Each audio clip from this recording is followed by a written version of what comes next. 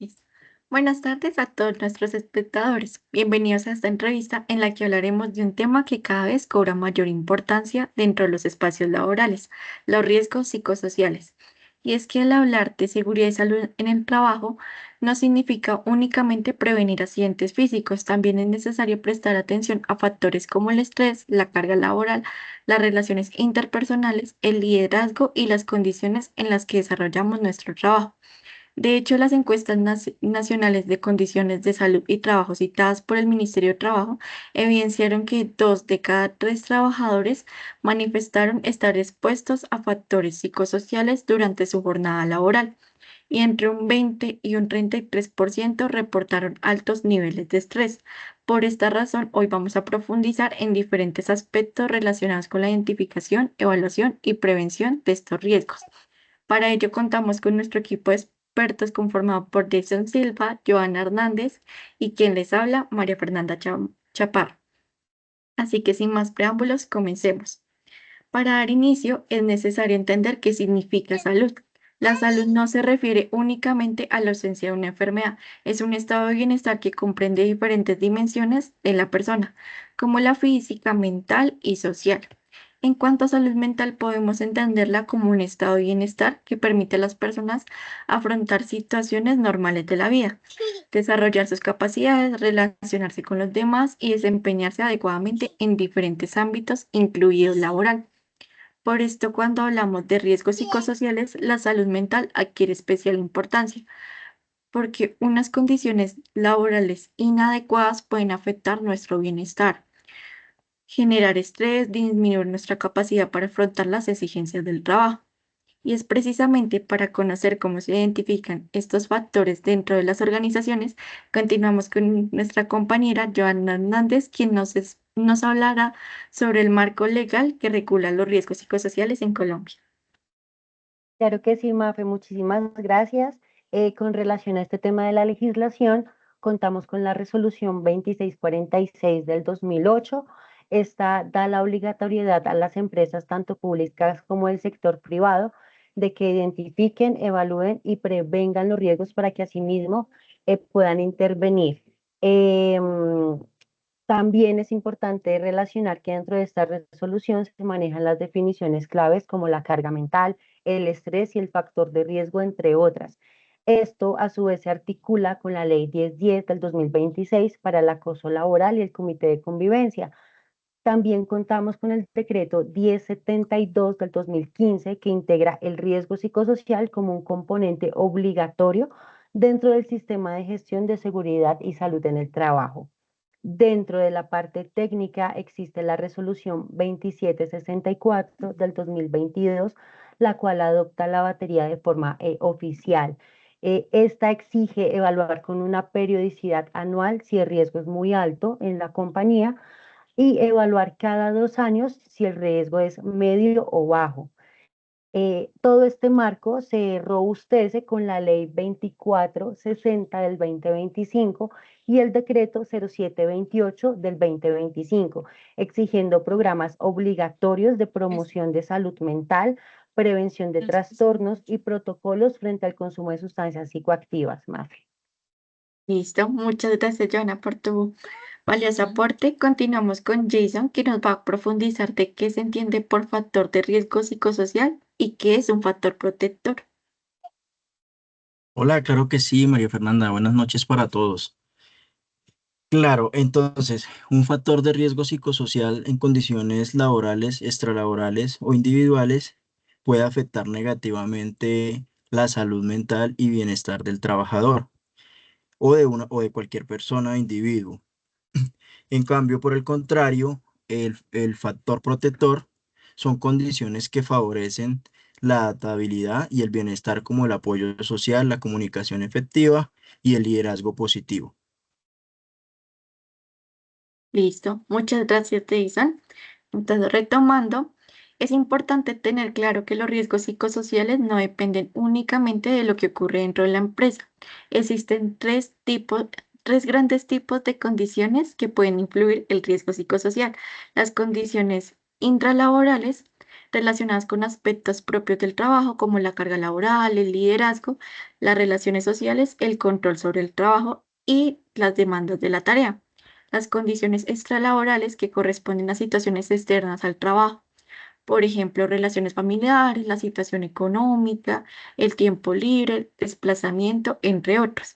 Y finalmente están las condiciones individuales relacionadas con las características propias de la persona, como aspectos sociodemográficos, estilos de afrontamiento y características personales. Por lo tanto, para comprender realmente el riesgo psicosocial, debemos analizar al trabajador de manera integral y no limitarlo únicamente a lo que sucede dentro de la empresa.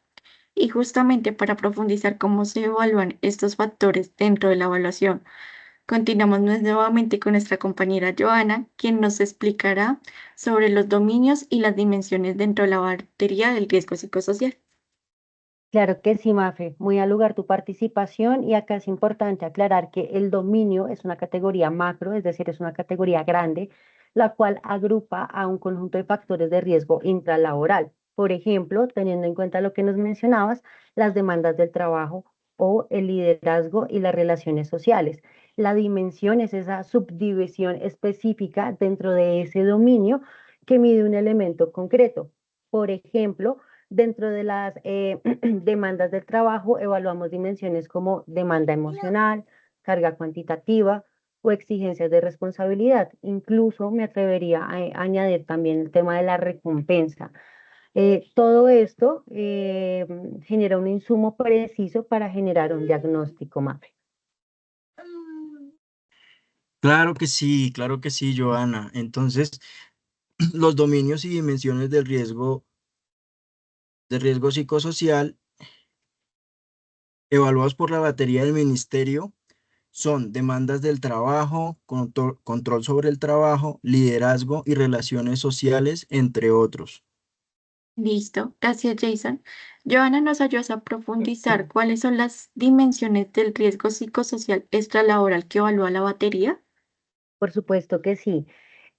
Acá es muy importante poder aclarar que son extralaborales, si bien lo hemos venido mencionando, si bien son extralaborales, no es porque generen como mayor carga o mayor volumen de trabajo, sino que representan a un escenario que está fuera del ámbito laboral, como bien lo decían al inicio. Está alejado del ámbito laboral, pero a la final también influye en un riesgo psicosocial dentro del trabajador. Les comparto, por ejemplo, estas dimensiones que es el tiempo fuera del trabajo, donde hablamos del descanso y el tiempo de recreación de un trabajador, sus relaciones familiares, cuál es la dinámica y esa red de apoyo que tiene, la comunicación e interacciones sociales, amigos, vecinos, comunidad, la situación económica del grupo familiar que tiene un impacto bastante elevado, características de la vivienda y su entorno, la influencia del entorno extralaboral en el trabajo y por supuesto el desplazamiento vivienda, trabajo, vivienda, y esto es algo que los que vivimos en Bogotá conocemos muy bien. Listo. Muchas gracias, Joana. Continuamos con nuestro compañero Jason, que nos hablará sobre cuáles son los referentes técnicos y mínimos para la evaluación e identificación de estos factores. Pero por supuesto, Mafe.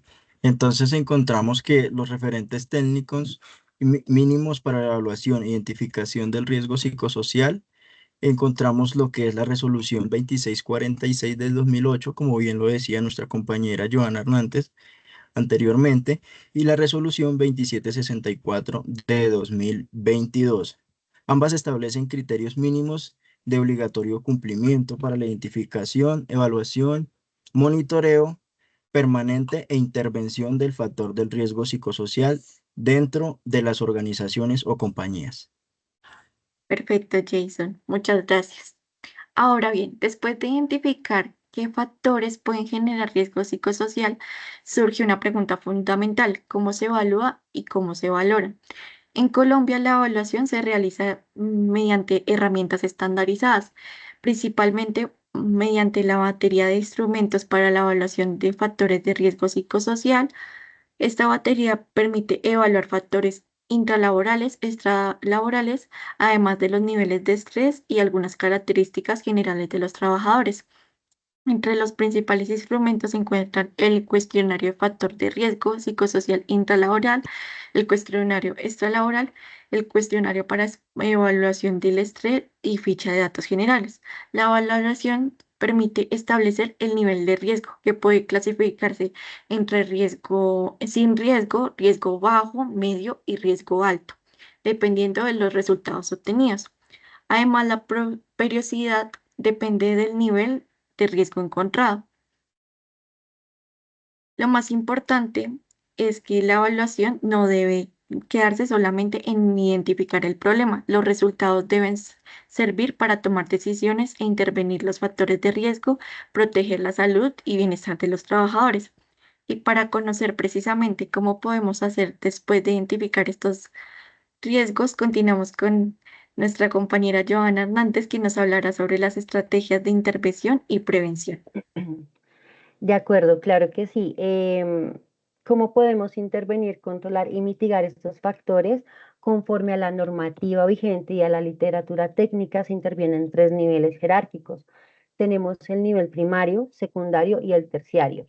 Dentro de esta estructura del nivel primario tenemos todo el ámbito organizacional. Este ataca la fuente, es decir, toda la organización del trabajo, con un rediseño de puestos de trabajo, con un ajuste de cargas, con el tema de los roles claros para un trabajador y mejoras en el liderazgo.